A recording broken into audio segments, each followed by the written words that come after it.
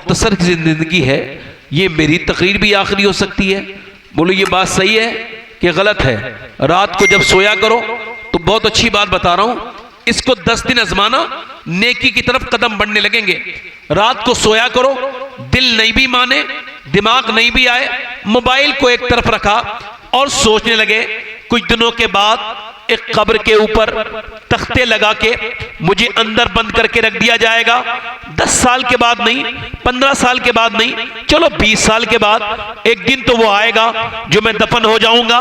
तो अब सोचा करो, कब्र में मेरे नबी फरमाते हैं जब इंसान दफन होता है, जब इंसान को कब्र में आंखें खुलती है तो उसको महसूस होता है जैसे ये असर का वक्त है, चाहे रात में दफन हुआ हो, चाहे दिन में, चाहे सुबह में, चाहे शाम में, अब उसको महसूस होता है ये वक्त कौन सा है, असर का है। जैसे फरिश्ते कहते हैं उठो, तेरा रब कौन है, तेरा रब कौन है, तो वो कहता है जरा हटो, मेरी नमाज कज़ा हो जाएगी, मुझे नमाज पढ़ने दो।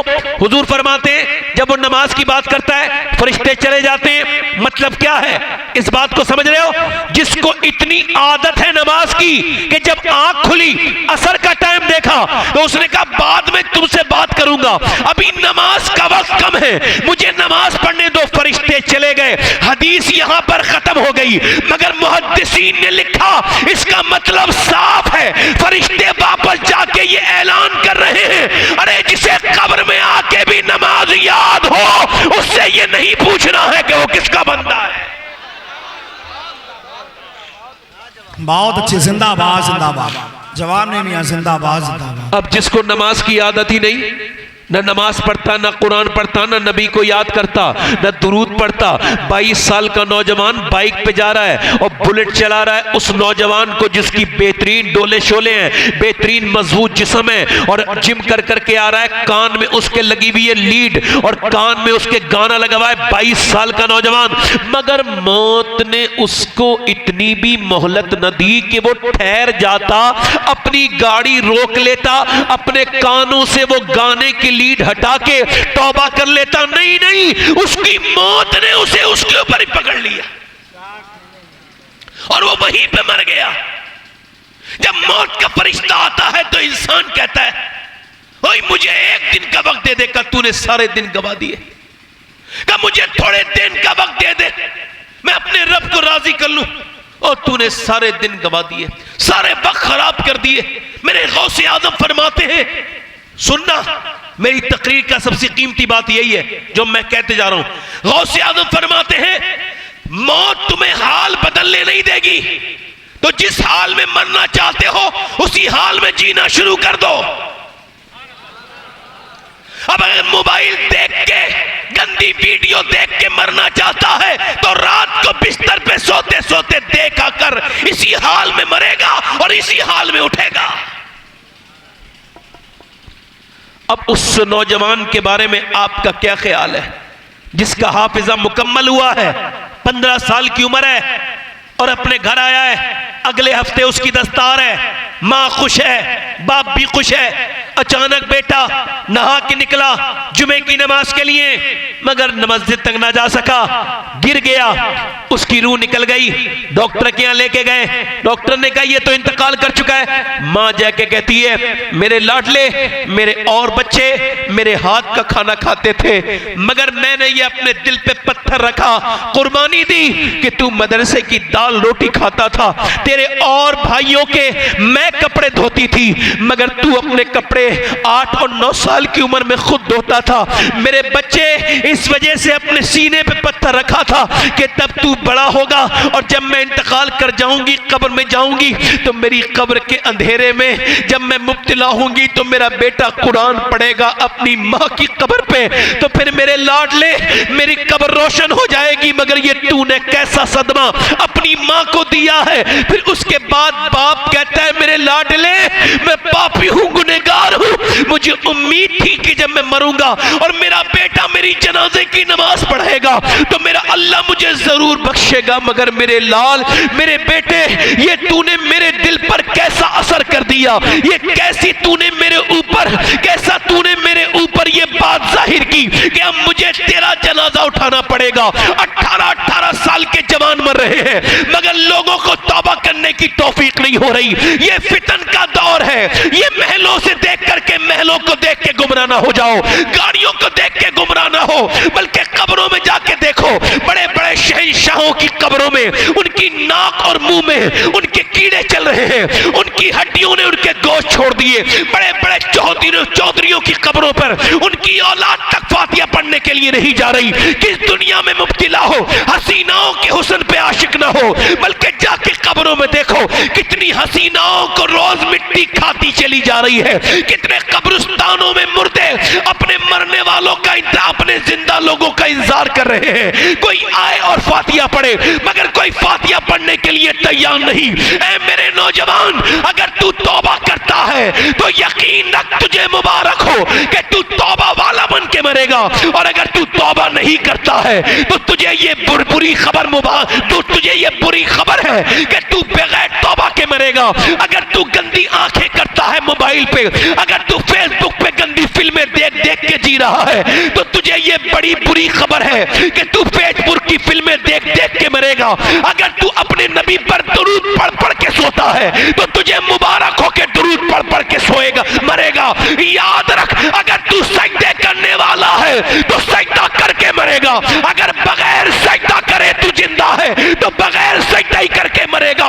मौत इंसान को मौका नहीं देती। ऐसे न मरो कि लोग तुम्हें कलमा याद दिलाएं, लोग तुमसे कहें कहो पर कलमा, फिर भी तुम्हें होश ना हो और तुम कलमा ना पढ़ पाओ, बल्कि ऐसा कलमा पढ़ो कि बरेली की सरजमीन पे एक अल्लाह के वली, एक वली इब्ने वली दुनिया से जाने वाले हैं, और उन्होंने मगरिब की नमाज के बाद उनको बेहोशी तारी हो गई, गशी तारी हो गई, और उनकी रूह निकलने का वक्त आ गया और वो गशी की हालत में हो गए। अब उनको कमजोरी बड़ी है। रात के 12 बजे आंख खुली तो पहला सवाल मुरीदों से ये पूछा, ये बताओ क्या मैंने इशा की नमाज पढ़ी है? कहा हुजूर इशा की नमाज आपने नहीं पढ़ी। कहा मुझे वुजू कराओ। अब 2 लोगों ने उनको पकड़ा और वुजू कराया, बड़ी मुश्किल से वुजू कराया, और वुजू करने के बाद वो अल्लाह के वली को खड़ा कर दिया। खड़े हो नहीं पा रहे थे मगर जब खड़े हो गए तो न जाने कहां से ताकत आ गई कि 40 मिनट आखिरी नमाज पढ़ी। इशा की नमाज इधर देखो 40 मिनट पढ़ी, और 40 मिनट के बाद उन्होंने अपने मुरीदों से कहा अच्छा भाई कोई बात मेरी बुरी लगी हो या तुम में मुझसे कोई शिकायत हो तो मुझे माफ करो, मैं दुनिया से जा रहा हूं। 92 साल की उम्र में उस बुजुर्ग ने चारों तरफ देखा और उसके 200-250 मुरीद शामिल हैं, वहीं पे खड़े हैं। फरमाने लगे पढ़ो कलमा। अब सब कलमा पढ़ने लगे, आप भी कलमा पढ़ने लगे। कलमा पढ़ते पढ़ते इंतकाल हो गया। अल्लाह सुनो मेरे भाइयों, ऐसी इंतकाल मौत नहीं आनी चाहिए कि तुम्हें लोग कलमा याद दिलाएं। ऐसा कलमा पढ़ो कि तुम मरते वक्त अपने जिंदा लोगों को कलमा याद कराते चले जाओ। उस बुजुर्ग का नाम बरेली के मुस्तफा रजा मुफ्ती आजम हिंद था, जिन्होंने ये कहा था मेरे आमाल का बदला तो जहन्नम ही था, मैं तो जाता मुझे सरकार ने जाने ना दिया। नारे तकबीर, नारे रिसालत, मस्तके आला हजरत फैजाने सरकार मुफ्ती आजम हिंद। कहां चले? मेरी तरफ देखो। आगे से जब माइक ठीक मंगवाया करो, माइक परेशान कर रहा है। दिल लगा के बोलो सुभान अल्लाह।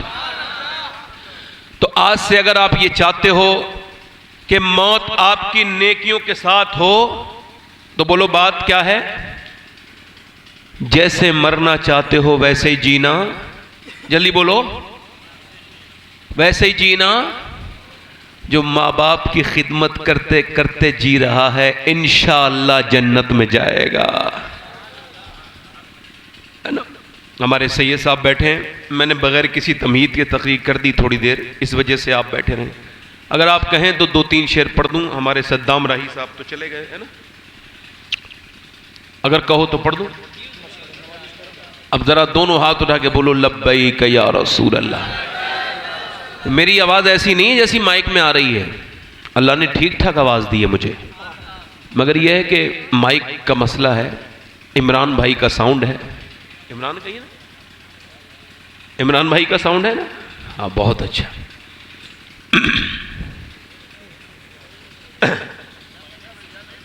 हल्का सा इसका आप आवाज़ ठीक करो भाई, हल्का सा इसमें आवाज़ में ईको बढ़ाओ, हल्का सा।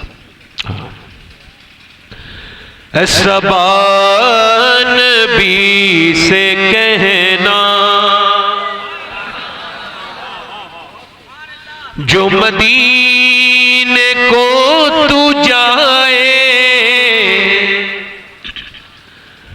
ज़बान भी से कहना जो मदीने को तू जाए, तेरे दर की आरज़ू में ये दीवाना मर न जाए, तेरे दर की आरज़ू में। पढ़ो मेरे साथ, पढ़ो। आप भी तो मदीना जाना चाहते हो, पढ़ो, आवाज बढ़ाओ। ज़बान भी से कहना जो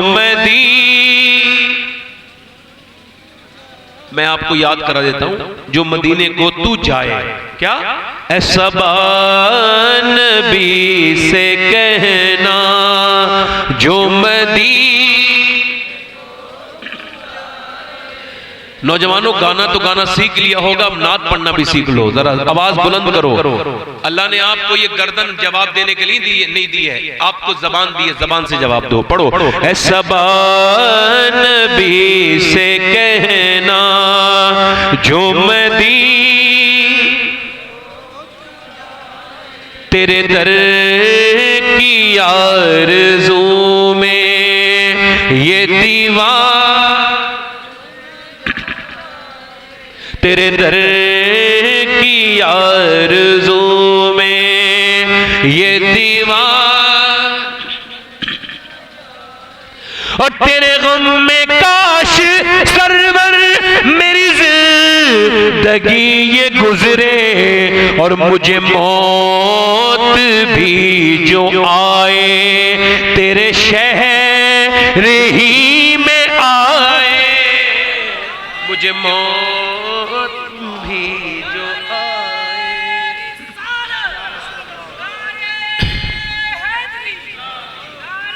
और जब जिक्र जन्नतों का वाइज के लब पे आए, जब जिक्र जन्नतों का वाइज के लब पे आए, तो तेरे आशिकों को आका तेरा शहर याद आए, तेरे आशिकों को आका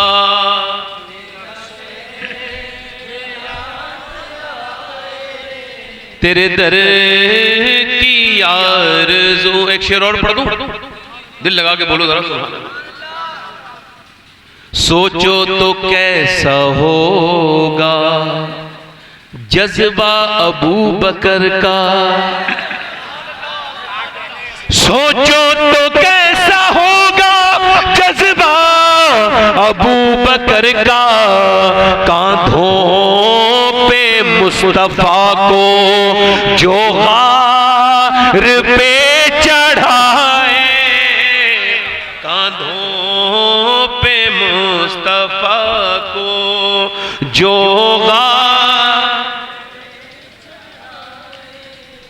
और सरकार की नजर का, सरकार की नजर का ये हाल है उमर का, सरकार की नजर का ये हाल है उमर का। अरे वो जिधर जिधर से गुजरे शैतान भाग, शैतान जिंदाबाद, क्या बात। और जिसे मुस्तफा दुआ दे, सैयद साहब की नजर है ये शेर, जिसे मुस्तफा दुआ दे आबे दहन लगा दे, जिसे मुस्तफा दुआ दे आबे दहन लगा दे, फिर शेर वो खुदा का खैबर उखाड़ आए। क्या कहने हैं, जिंदाबाद। बहुत जवाब, जिंदाबाद जिंदाबाद। क्या खैबर उखाड़ डाले, वाह वाह वाह। और ये एक शेर और सुन लीजिए। तेरे दर, ये तो पढ़ लो। तेरे दर की आरज़ू में ये दीवार। आज के टाइम में मोबाइल नहीं रहा है, बीमारी बन गई है। हाँ, जैसे मिसाल के तौर पर ये मेरा मोबाइल एग्जाम्पल, मैं बाथरूम में जाता हूं तो साथ लेके से नहीं जाता, मैं खाना खाता हूं तो उसे साथ में, मैं जब किसी से बात करता हूं तो इसे इस्तेमाल, जब मैं कोई चीज सुनता हूं तो इसे इस्तेमाल नहीं करता। अब तक मैं इसका मालिक हूं, क्या हूं? और जब ये मैं इसे बाथरूम में ले जाने लगूं, जब इसको खाना खाते वक्त भी मैं चलाने लगूं, जब लोग मेरे सामने बैठे हो फिर भी मैं इस खिलौने में लगा रहूं, तो अब ये मेरा मालिक बन गया। ये ऐसी बीमारी है कि लोग मिंबर पे बैठ तो जाते हैं मगर बेचारों को मोबाइल से फुर्सत नहीं होती। बहुत से लोगों को मैंने देखा, मैं किसी को कह नहीं रहा हूं, मैं तो देखता भी नहीं, मुड़ के पीछे। आप जरा दिल लगा के बोले, तेरे दर की आरज़ू में ये दीवार, तेरे दर की आरज़ू में। सबसे अच्छा शेर पढ़ रहा हूं,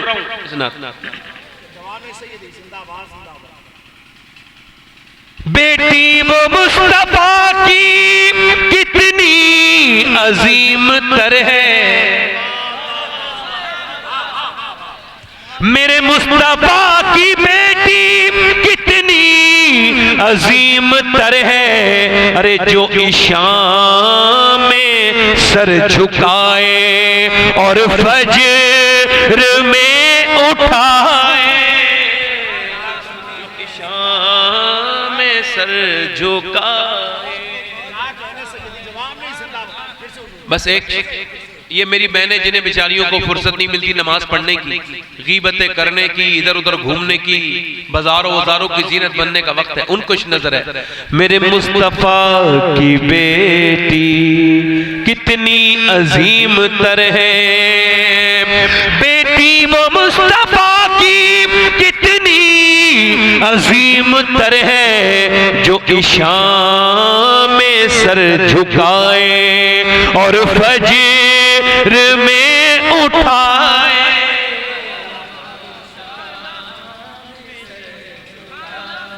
और फज्र में तपती हुई जमीन पर हजरत बिलाल बोले, तपती हुई जमीन पर हजरत बिलाल बोले, छूटे ना तेरा दामन ये जान जाए जाए। एक शेर और पढ़ देता हूं, इमाम हुसैन की शान में आखिरी शेर है, फिर मैं मक्ता पढ़ दूंगा क्योंकि शेर बहुत है इसमें, मैंने ये कलाम बहुत लंबा कहा है। आखिरी शेर है,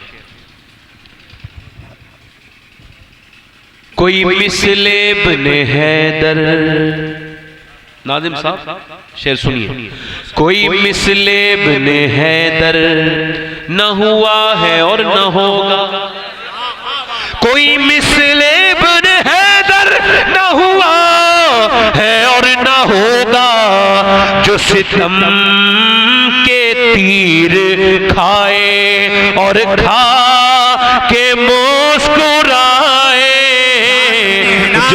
तकबीर, हाथों को उठा करके नारे तकबीर, नारे रिसालत, फैज़ाने मौलाए कायनात, नारे हैदरी। हमारे मुसलमान लोग भी खुदकुशी कर रहे हैं आजकल, कितनी बुरी मौत है खुदकुशी वाली। हाफिज कुरान ने खुदकुशी कर ली, ये कोई बात है आप उसको बना रहे हैं? ये दलील नहीं है किसी हाफिज का ऐसा कर जाना, ये शरीयत में हुज्जत और दलील नहीं है। जो हराम है वो हराम रहेगा। और सुनो, खुदकुशी वो करे जिसकी उम्मीद टूट जाए, और जिसका रब हो, जो रब को मानता हो, उसकी उम्मीद टूटी। अब ये शेर पैगाम के तौर पे लिख लेना नौजवानों, और इस पे अमल कर लेना, इंशाअल्लाह कोई खुदकुशी नहीं मरेगा। शेर सुनो, जब खुदकुशी के आगे सूरत नजर न आए, जब खुदकुशी के आगे सूरत नजर न आए, ये मशवरा है मेरा सजदे में सर झुकाए। हर आशिक़े नबी से कहता हूं मैं शबाहत, हर आशिक़े नबी से कहता हूं मैं शबाहत, जिसे देखनी हो जन्नत वो मदीना देख आए।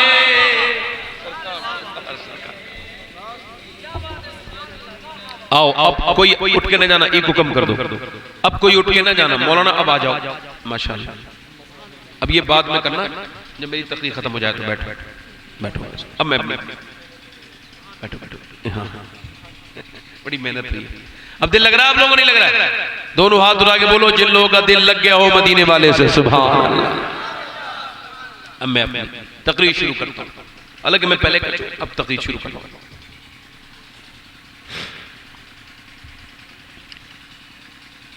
करबला करबला करबला सिर्फ एक जंग नहीं है, बल्कि एक मेयारे जिंदगी है। करबला क्या है? जब गांधी से किसी ने पूछा, ओ मोहनदास करमचंद गांधी, ये तुम्हारे पास चरखा है, ये लंगोटी है, ये गाते हो चरखा, हाथ में तुम्हारे कुछ डंडा है, इससे आप ब्रिटिश एम्पायर का मुकाबला करने चले हो? तो गांधी ने कहा था, मुझे यकीन है कि ये चरखा और ये मेरे साथ 10-15 लोग ये जीत नहीं सकते। कहा तो फिर क्यों जा रहे हो अंग्रेजों से टकराने, ब्रिटिश एम्पायर को टक्कर देने के लिए? तो गांधी ने कहा था, मैंने करबला की कहानी पढ़ी है कि जब 72 चले थे 22,000 के मुकाबले में, तो 22,000 को मिटाने के 72 को मिटाने के लिए 22,000 का लश्कर आया था, मगर सच्चा था हुसैन। तो हुसैन का खेमा आज भी करबला में वही लग रहा है जहां उसने लगाया है।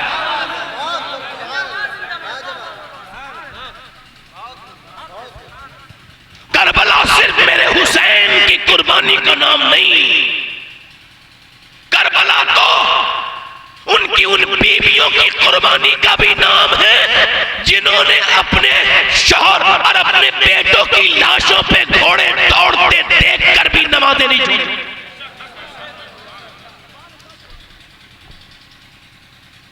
आज के जमाने में करबला की बड़ी जरूरत है, और दोनों किरदारों की जरूरत है, हुसैनी किरदार की भी जरूरत है।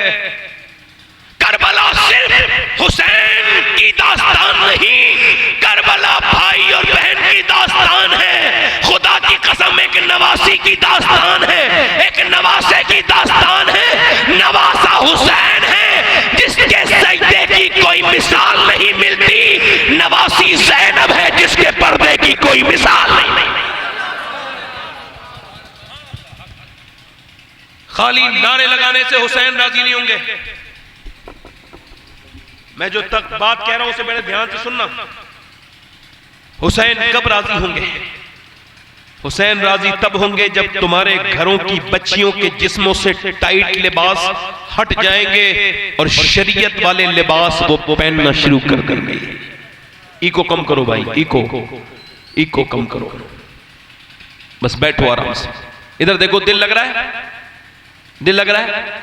सैयद साहब कबीरा तशरीफ रखते हैं, इन्हीं के घर की बात बता रहा हूं। एक बात मुझे बताओ, मैं आपसे पूछता हूं, माएं अपने बच्चों को, इकबाल ने ये बात कही थी, इकबाल कहता है, लोग मुझसे कहते हैं हुसैन ने, किसने बोलो, पूरा मजमा बोलो, किसने? हुसैन ने, इब्ने अली ने करबला में भूखे प्यासे वतन से दूर मुसाफिर ने अपना सर कटा के दीन बचा लिया, हक अदा कर दिया। इकबाल कहता है, मैं कहता हूं ये बात अधूरी है। का फिर पूरी बात यह है कि हुसैन ने बाद में हक अदा किया है, पहले अली ने बाप होने का हक अदा किया और फातिमा ज़हरा ने मां होने का हक अदा किया।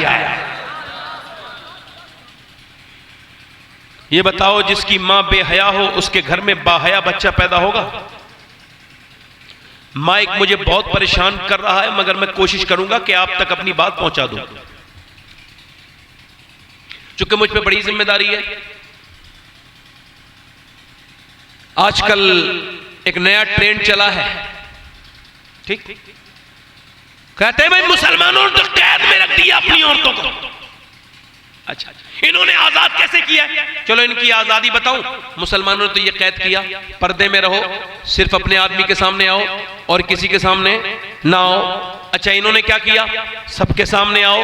एयर होस्टेस इनकी नजर में कामयाब है, 1.5-2 लाख की सैलरी पाती है एक महीने में, मगर वो कितनी आजाद आपने की बताऊं आपको? वो अपनी मर्जी से सो नहीं सकती, फ्लाइट की टाइम से पहले उठेगी 5-6 घंटे। अब सुबह 4 बजे की फ्लाइट है, उसे जाना है, 3 बजे की फ्लाइट है, उसे जाना है, 4 बजे की फ्लाइट है, जाना है। उसके बाद वो वही कपड़े पहनेगी जो कंपनी पहनाएगी, समझ है कि नहीं? वही कपड़े पहनेगी जो कंपनी पहनाएगी, उसके शॉर्ट वही पहनेगी, वही उसके जिस्म पे टाइट लिबास होगा। अब वो जब जाएगी मेकअप भी उतना ही करेगी जितना उसको कंपनी कहेगी। अब जो भी आदमी उसे बुलाएगा इशारे से उसकी तरफ जाएगी, उसे पानी भी देगी, खाना भी देगी। ये इनकी नजर में कामयाब है, जिसे हजारों गैर लोगों की नजरें देखे, अपनी मर्जी से न खा पाए, न अपनी मर्जी से सो पाए, न अपनी मर्जी से जिंदा रहे, न अपनी मर्जी से जागे, न अपनी मर्जी से सोए। ये तो इनकी नजर में आजाद है। तो फिर खुदा की कसम ये बताओ मुझे, ये आजादी ठीक है या फिर हुजूर ने जो आजादी दी है कि भाई अपने आदमी को खाना पका के खिलाएगी, जब तबीयत होगी तो खिलाएगी, और कहो होटल से लेके आ जाओ ये भी कह सकती है। अपने आदमी को मेकअप करके दिखाएगी, जब दिल चाहेगा सोएगी, जब दिल चाहेगा जागेगी, अपनी आदमी को सिर्फ मेकअप करके दिखाएगी। तो मैं मुसलमान हूं, मैं तो ये चाहता हूं अगर अल्लाह मुझे बेटी दे तो वो मुसलमान बेटी होनी चाहिए जो सिर्फ अपने मर्द को मेकअप करके दिखाए, जिसे सिर्फ उसका मर्द देखे, जो सिर्फ अपने मर्द को खाना। मुझे वो आजादी नहीं चाहिए। इस्लाम ने औरत को आजाद किया है और उसे गुलाम नहीं किया।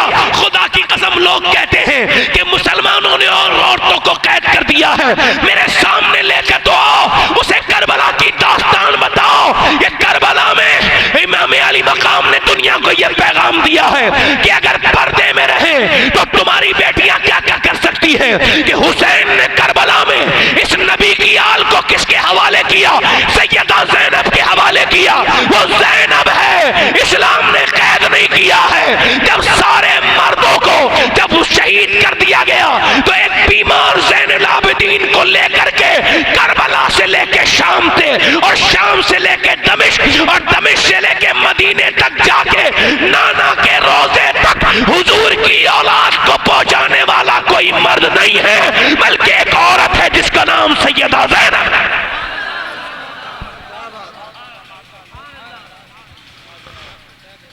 ज़ैनब, सैयदा ज़ैनब के पर्दे की भी जरूरत है।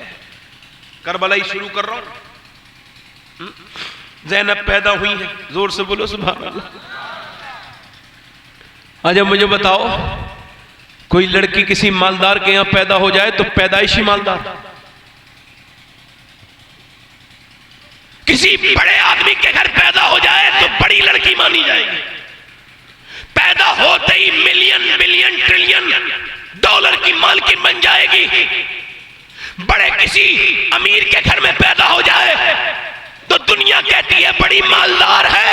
मुझे बताओ फिर उस ज़ैनब के बारे में आपका क्या ख्याल है कि जो पैदा सैयदा फातिमा के घर पे हुई है, अली उसका वालिद है, मुस्तफा जाने रहमत उसके नाना।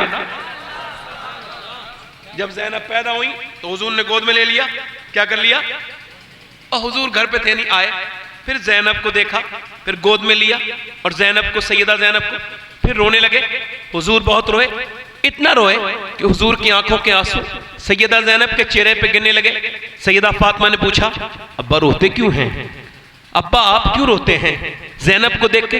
फरमाया ज़ैनब का चेहरा बिल्कुल फातिमा तेरी वालदा और अपनी नानी सैयदा ज़ैनब की तरह, सैयदा खतीजा की तरह है।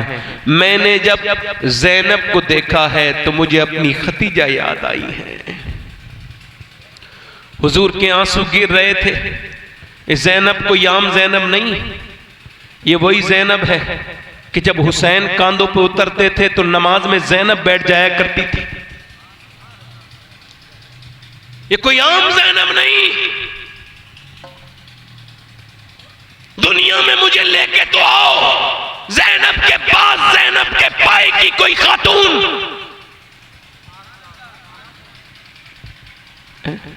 बताओ वो ज़ैनब जिसके घर पे बे इजाजत जिनके घर जिब्राइल आते नहीं, कदर वाले जानते हैं कदर व शाने।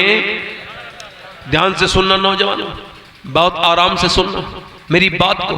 मैं आपसे क्या कह रहा हूं, सैयदा ज़ैनब कौन पैदा हुई है? मदीने में। अल्लाहु अकबर। एक दिन कूफे में कुरान पढ़ रही हैं। क्या पढ़ रही हैं? कुरान पढ़ रही हैं। कुरान पढ़ के फिर लड़कियों में तकरीर कर रही हैं। क्या कर रही हैं? तकरीर कर रही हैं। हजरत अली आए तो देखा काफ हा या ऐन स्वाद की तफसीर फरमा रही हैं। करीब गए, मौला अली, ए ज़ैनब मेरी बिटिया, मेरी बेटी, तुमने ये तफसीर करना 8 साल की उम्र में, कितने साल की उम्र में? ये तफसीर करना किससे सीखा? तो सैयदना अली से आगे बढ़ के बोली, मैंने अपने अब्बा यानी आपकी तकरीरें सुन सुन के सीखा। जब आप तकरीर करते हैं अब्बा तो मैं याद कर लेती हूँ। मौला अली ने सैयदा ज़ैनब की पेशानी चूमी और रोने लगे, और इतना रोए कि इमाम हसन ने कहा, क्यों रोते हैं अब्बा? फरमाने लगे, ये बिल्कुल अपनी माँ फातिमा की तरह हैं। जब हुजूर तकरीर करते थे तो तुम्हारी वालदा फातिमा भी याद कर लिया करती थी। अब जब मैं तकरीर करता हूं तो मेरी बेटी ज़ैनब याद कर लेती है। आपको पता है, अभी मेरे पास एक नौजवान का टेलीफोन आया और वो फोन पे रो रहा था 11:30 बजे। मैंने उससे पूछा, क्यों रो रहे हो भाई? कहने लगा, सैयद साहब मैं दिल्ली में रहता हूं, पढ़ाई करता हूं। मैंने कहा, फिर रोने की क्या बात है? कहने लगे, कुछ कीजिए वरना ये कौम बर्बाद हो जाएगी। मैंने कहा, बात तो बताओ। कहने लगे, यहां मुसलमान लड़कियां एक ही रूम में गैर मुस्लिम लड़कों के साथ रहती हैं। मुसलमान लड़कियां 90% पढ़ने वालियां, कॉलेज में जाने वालियां, यूनिवर्सिटियों पे जाने वालियां, वो गैर मुस्लिमों के साथ दोस्तियां करती हैं, उनके साथ घूमती हैं। मुझे लग रहा है हमारी नस्ल बर्बाद होने जा रही है, बर्बाद होने जा रही है। आप कुछ करें, लोगों से कहें, कुछ बचाएं अपनी बेटियों को, बचाएं अपनी बच्चियों को, बचाएं, कुछ समझाएं अपनी बच्चियों को। और वो आदमी ये कह के रोने लगा। उसकी आंखों के आंसू तो मैंने नहीं देखे, मगर उसकी भराई आवाज मैंने सुनी। नौजवान लड़का था। मैं आपसे पूछना चाहता हूं, जो लड़की चाहे पढ़ने के टाइम में या वैसे किसी टाइम में किसी गैर मुस्लिम के साथ एक ही रूम में रहे, या फिर मुसलमान के साथ एक रूम में रहे, या फिर किसी के हाथ में हाथ डाल के घूमे, क्या वो मुआशरे को कोई हयादार लड़की दे सकती है? क्या उसका बच्चा हयादार हो सकता है? बोलो, क्या उसका बेटा हयादार हो सकता है? तो अपनी बच्चियों को वही लोग पढ़ाएं जो अपनी नस्ल को बेहया करना चाहते हैं, जो हयादार बनाना चाहते हैं। वो पहले अपनी बच्चियों को नबी की तालीम दें, सैयदा फातिमा के बारे में बताएं, और उनकी शादियां करके कहें, तुम्हारे शौहर कहे तो पढ़ना वरना नहीं पढ़ना, जो कि ईमान बचाना जरूरी है। खुदा की कसम, वो जाहिल बच्ची उस पढ़ी लिखी से बेहतर है जिसका ईमान। कहां जा रहे हो भाई? कहां जा रहे हो? बैठो यार, हम तो आप ही के लिए तकरीर कर रहे थे। आपसे दूर से सफर करके आए, बहुत लंबा। आओ बैठो, आ जाओ, आ जाओ। ए रुमाल वाले भाई, आ जाओ, वापस आ जाओ, आ जाओ, बैठ जाओ। आप तो रौनक हो रही थी आपसे, आप चले जाओगे तो रौनक खत्म हो जाएगी महफिल की। नहीं, बैठो। इधर देखो, इधर देखो मेरे भाई, 10 लाख से ज्यादा। अब तो ये फिर आंकड़ा भी मुझे ठीक नहीं लग रहा। 10 लाख से ज्यादा लड़कियां इस्लाम छोड़ के गैर मुस्लिमों के घरों में चली गई। जब वो वीडियोस आते हैं जिसमें मुसलमान लड़कियां, तो मैं कहता हूं काश मैं इनको बता पाता कि दिल्ली में एक बच्चा पैदा हुआ। माँ सैयद घराना है, सैयद फैमिली है। माँ ने अपने शौहर से कहा मैं अपने बच्चे को दीनदार बनाना चाहती हूँ, नेक बनाना चाहती हूँ। आदमी ने कहा ठीक है, बनाना चाहिए। कि मैं इस तरीके से, तरीका उसने ठीक है करो। उसने अपने बेटे से कहा इधर देखो, मैं इधर देखो। भाई आप परेशान हो रहे, को तो खत्म कर दूं तकरीर। अच्छा ठीक है, पंखा लगाओ लगा दो। हाँ कोई बात नहीं, हाँ ठीक है। दिल लग रहा आप लोगों को? नहीं माँ ने इधर देखो, जब बाप बेचारा खुद ही नमाज नहीं पढ़ता तो बेटा कैसे नमाज पढ़ेगा? जब माँ नमाज नहीं पढ़ती तो उसकी बेटी कैसे नमाज पढ़ेगी? इधर देखो भाई, वो बाप शर्म नहीं आएगी बेटे से कह सकता है नमाज पढ़, जो खुद नमाज नहीं पढ़ता हो? बेटा कहेगा अब्बा तुम क्यों नहीं पढ़ते, तुम्हें भी तो नमाज पढ़नी चाहिए, तुम क्यों नहीं पढ़ते? मगर अब हाल ये है, मेरी तरफ देखो मेरे भाई, मेरे दोस्तों, वो औरत अपने बेटे से कहती है, खातून नेक, मेरे बेटे अगर तू नमाज पढ़ेगा अल्लाह तुझे खाना देगा। पढ़ के आया बच्चा, कहा फिर क्या करूं? कहा जा वुजू कर। बच्चे ने जाके वुजू किया, 4 साल के बच्चे ने सजदा किया। माँ ने कहा अंदर देख, खाना अल्लाह ने दे दिया होगा। अंदर गया, रोटी खाई, दिमाग में बात फिट हो गई, जब नमाज पढ़ोगे तभी रोटी मिलेगी। नमाज पढ़ोगे तो, जल्दी बोलो, नमाज पढ़ोगे तो रोटी मिलेगी। अब नमाज पढ़ते पढ़ते 8 साल का हो गया बच्चा, 4 साल गुजर गए। एक दिन माँ कहीं दूर गई, खाना रोटी पका के रख ना सकी। बेटा पढ़ के आ गया, रोने लगी, मालिक मैं झूठ बोली थी, मैं झूठी हूं, मेरी कोई हैसियत नहीं, मेरी कोई औकात नहीं, मुझे कोई अक्ल नहीं, मैंने आज झूठ बोला। पहले अगर आज मेरे बच्चे को अगर रोटी न मिली मालिक, तो मेरे बच्चे के दिल में ये बात आएगी कि मेरी माँ ने मुझे झूठ बोल के नमाज पढ़ने की तरफ, तो उसका यकीन टूट सकता है। तो मैं तो तुझसे तौबा करती हूँ, मैंने झूठ बोला, मगर मेरे बच्चे की लाज रख ले मालिक, एक माँ की लाज रख ले। ये कहते रोते रोते सिसकते घर पहुंची, देखा तो बच्चा सो रहा था। रोटी वोटी बना के वहीं रखी, फिर बोले बेटे चल नमाज पढ़ ले और तुझे अल्लाह रोटी देगा। तो उसने कहा अम्मा मुझे ना जगाओ, मैं रोटी खा चुका हूँ, नमाज भी पढ़ चुका हूँ, मगर आज जैसी रोटी मिली थी वैसी रोटी मैंने कभी खाई नहीं। ये कह के बच्चा सो गया। माँ ने अल्लाह का शुक्र अदा किया। बच्चा जब बड़ा हुआ तो मियाँ फारसी में रोटी को कहते हैं काकी, उस बच्चे का नाम था कुतुबुद्दीन बख्तियार काकी, और उसने हिंदुस्तान में न जाने कितने लोगों को मुसलमान बनाया, कलमा पढ़ा। उसे मोइनुद्दीन चिश्ती ने अपना पहला खलीफा बताया और दुनिया को यह बता दिया कि अगर माँ बचपन में नमाजी बनाए तो बेटा कुतुबुद्दीन बख्तियार काकी बनता है, और अगर फातिमा बचपन में कुरान नमाजी बनाए तो बेटा नेज़े पे चढ़ के भी कुरान की तिलावत करता।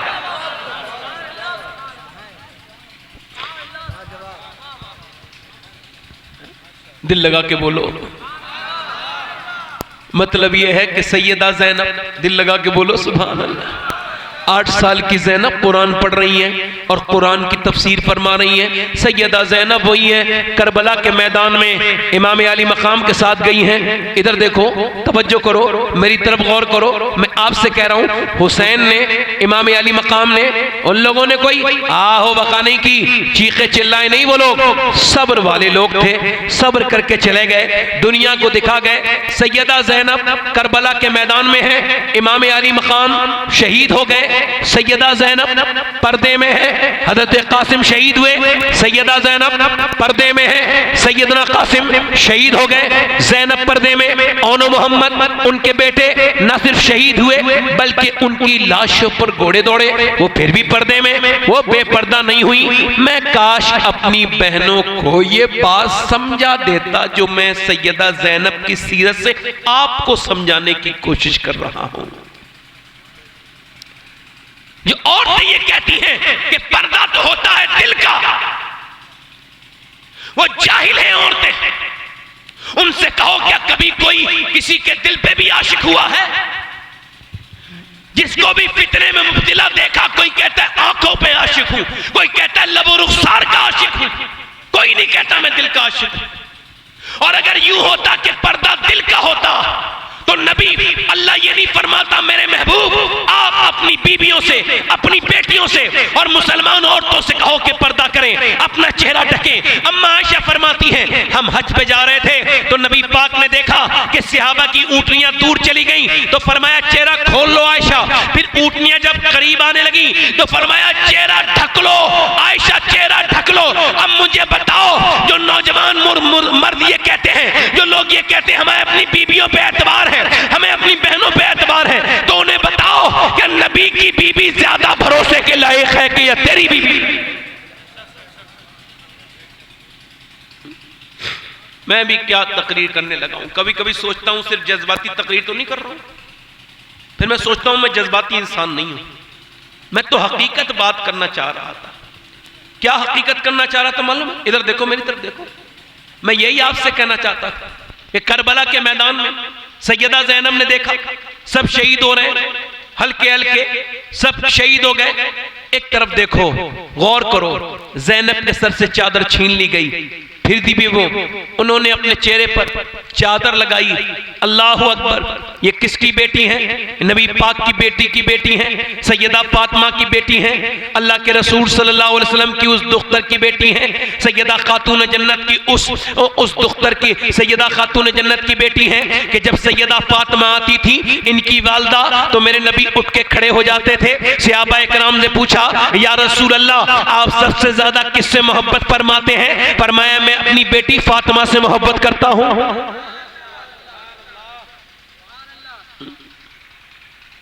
ये जो ज़ैनब है ये कौन है? ये उसी सैयदा फातिमा की बेटी हैं जिन्होंने हुजूर के विसाल के बाद 6 महीने तक मुस्कुराई नहीं। ध्यान से देखना, हुजूर विसाल कर गए, फिर 6 महीने तक यानी अपने विसाल तक मुस्कुराई।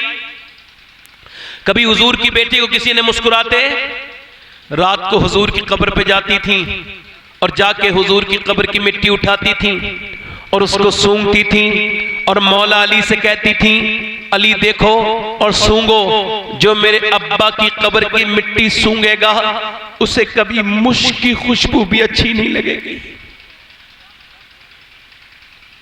हुजूर ने विसाल से पहले सैयदा के कान में फरमाया फातिमा मैं दुनिया से जाने वाला हूं, रुखसत होने वाला हूं, तो आंखों में आंसू ले आई, रोने लगी।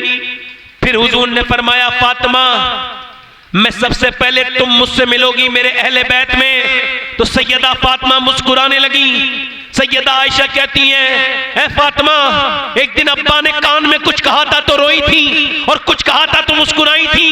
क्या कहा था जो रोई थी और क्या फरमाया था जो मुस्कुराई थी? सैयदा फातिमा तुज़ारा की आंखों में आंसू आ गए। पर मेरे अब्बा ने फरमाया था फातिमा मैं दुनिया से रुखसत हो जाऊंगा, तो मैं रोने लगी। फिर मेरे अब्बा ने कहा सबसे पहले तुम मुझसे मिलोगी, यानी तुम्हारा विसाल होगा, तुम्हारा इंतकाल होगा। तो मैं मुस्कुराने लगी। खुदा की इज्जत की कसम आज तक दुनिया में कोई इंसान अपनी मौत की खबर सुन के मुस्कुराया नहीं।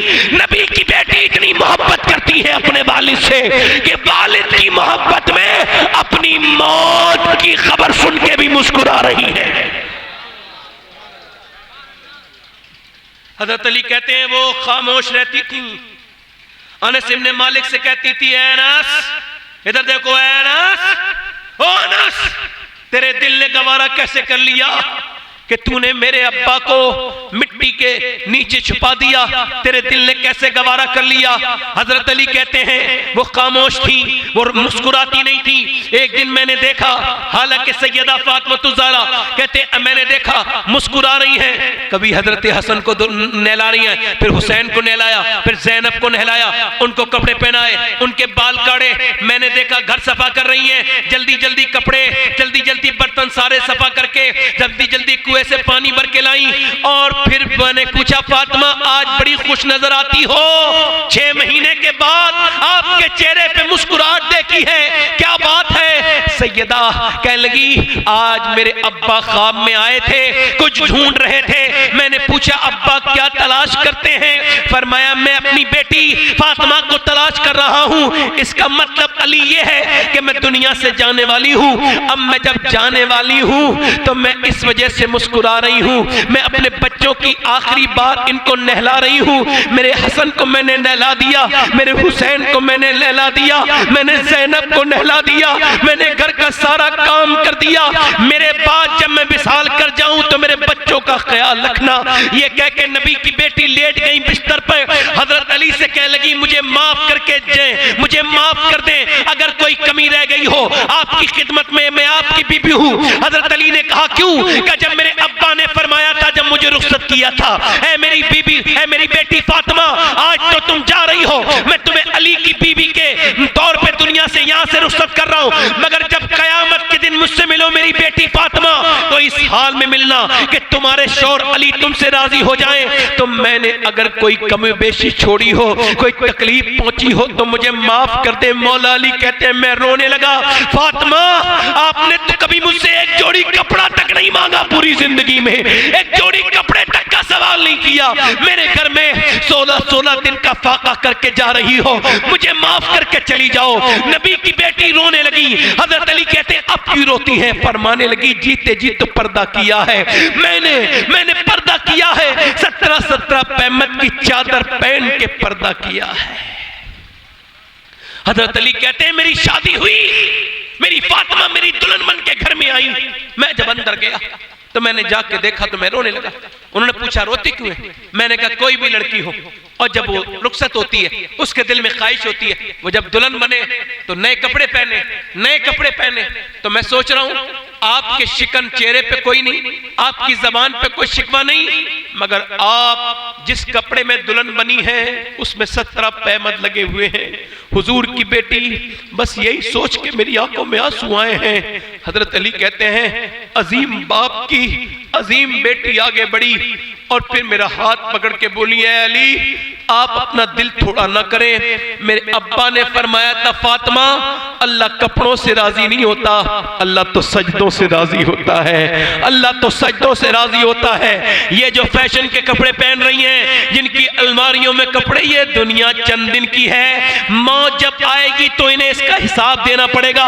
मेरी बहनों को, मेरी बेटियों को अल्लाहु अकबर। सैयदा ज़ैनब इसी सैयदा फातिमातुज़ ज़हरा खातून जन्नत की बेटी हैं जो इंतकाल के वक्त में रोने लगी हैं। हजरत अली कहते हैं क्यों रोती हैं? कि मैंने जीते जी तो पर्दा किया है। इंतकाल के बाद जब मेरा जनाजा निकले तो लोग जब जनाजा लेके चलते हैं, जब चादर डाली जाती है मरने वाले के ऊपर तो पता चल जाता है मरने वाला कितना मोटा है, कितना पतला है। मैं ये सोच के मुझे परेशानी है कहीं मेरा जनाजा निकले तो किसी को ये खबर ना हो जाए मोहम्मद की बेटी कितनी मोटी है, कितनी मतली है। मेरा इमाम कहता है जिसका आंचल न देखा मोह मेहर ने, उस रिदाए नज़ाहत पे लाखों सलाम। खूरे खैरुल रसूल से है जिसका खमीर, उसकी बेलौस तीनत पे लाखों सलाम। ज़ैनब अपनी माँ की ये बात सुन रही है और आज करबला के मैदान में जब उनके सर से चादर छीन ली गई फिर उन्होंने मदीने की तरफ को मुंह किया है और कहा है मेरे नाना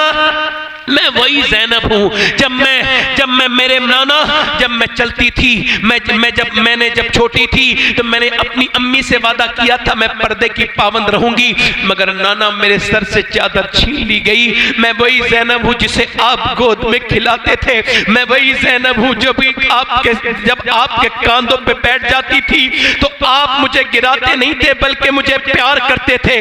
आज आपकी ज़ैनब की सर से चादर छीन ली गई है। मेरे नाना मेरे पास कपड़े नहीं हैं, मैंने बालों से अपना चेहरा ढक लिया, फिर अपने बाबा अली की तरफ को मुंह किया और कहा ऐ मेरे बाबा अली के मजार की तरफ को मुंह। मैं वही ज़ैनब हूँ जब मैं चलती थी कूफे में, मदीने में, मक्के में, आप फरमाते थे ज़ैनब के पांव के निशान मिटाते हुए जाओ हसन हुसैन। मैं नहीं चाहता कि मेरी बेटी के पांव के निशान भी कोई देखे। आज सैयदा ज़ैनब की रूह को कितनी तकलीफ होती होती होगी जब मुसलमान लड़कियां इंस्टाग्राम पे वीडियो बनाती होंगी, नबी की नवासी कैसी तकलीफ में होगी, उनको कैसी तकलीफ होगी। इमाम ज़ैनुल आबिदीन कहते हैं मेरी फूफी को मैंने देखा कि इधर मियां, मैं आपको बता रहा हूं, एक इंसान घर में इंतकाल कर जाए, औरतें नमाज पढ़ना छोड़ देती हैं अगर पढ़ती भी हो, मगर मैंने देखा उनके बच्चों की लाशों पर घोड़े दौड़े, उनके सजदे कज़ा नहीं हुए। मेरे अब्बा की सर को काट के नेज़े पे चढ़ा दिया गया, मगर उनकी नमाज कज़ा होते नहीं देखा। उनको ऊंटनी पे बिठाल के 5000 किलोमीटर का सफर तय कराया, उनकी कभी नमाज कज़ा होते नहीं देखी। मैंने पूछा, ऐ मेरी फूफी जान ज़ैनब, ये नमाज की कहां से आदत सीखी है? अरे इंतकाल हो गया, घर में शहादतें हुई, जनाजे निकले, मगर आपकी नमाजें कज़ा नहीं हुई, भूखी प्यासी नमाज, फिर भी ऊंटनी के ऊपर नमाज। तो मेरी फूफी ने कहा, मेरे बेटे मैंने किसी और से नमाज नहीं सीखी, अपनी मां फातिमा से सीखी है, अपनी मां। और फिर करबला से निकली, दमिश्क गई। दमिश्क के बाजार में यजीद ने, इमाम का सर नेज़े पर है, कहां है? इधर देखो कहां है? सर नेज़े पर है, हुसैन का सर। नुमान बिन बशीर नाम के सहाबी ने देखा तो यजीद इमाम अली मकाम के चेहरे से कुछ बदतमीजी करने लगा। तो उसने कहा, ओ जालिम, इस हुसैन के जिसके होठों पर तू छड़ी मारता है, मैंने इसको अपने नबी को चूमते हुए देखा है।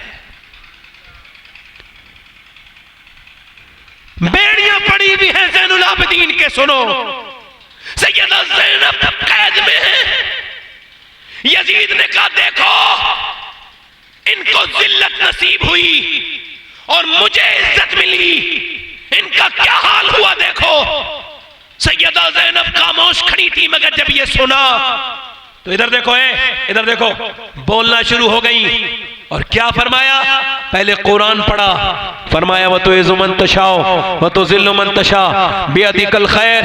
फिर फरमाया, ओ यजीद क्या बकवास करता है, क्या बकवास करता है, ये तेरा दरबार है, ये चंद दिनों का है, फिर तेरे दरबार पे कोई नहीं आएगा, यहाँ सुनसान हो जाएगा, तेरा नाम मिट जाएगा, तू फना हो जाएगा।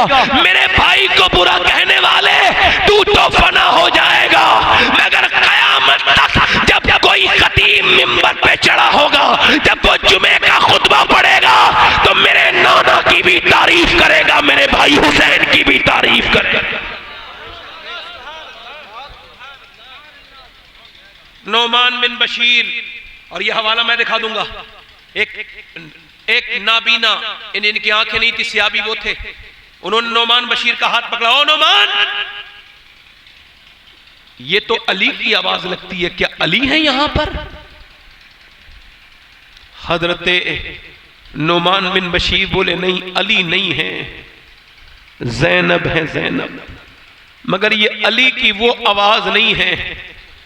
एक कटा हुआ हाथ देख लेगा ना नौजवान, उसकी हिम्मत हार जाएगी। नेज़े पे सर है, भूखी प्यासी ज़ैनब है। अगर यही ज़ैनब फरवा होती, खाई पी आराम की होती, तब बोलती तो फिर लगता कि अली बोल रहे हैं। करबला ने क्या पैगाम दिया है आप सब लोगों को? बस ये आखिरी बातें कर लूं, दिल लग रहा आप लोगों ने।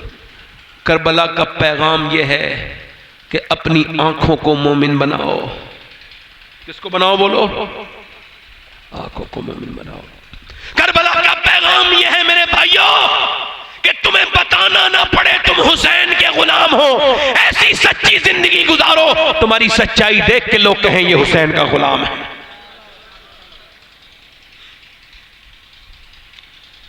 मेरी बहनें, मेरी बेटियां जो मुझे सुन रही हैं, उन सबसे कह रहा हूं, देखो मेरे इन हाथों ने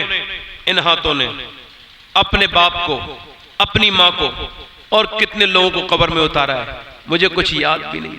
कितनों को मैंने पोस्टमार्टम वाली लाशों को मैंने नहलाया है। बड़ी अजीब गरीब होती हैं। एक बात बताऊं, एक आदमी मेरे पास आया, अब आप उसे जानते भी नहीं और नाम मैं बता भी नहीं सकता।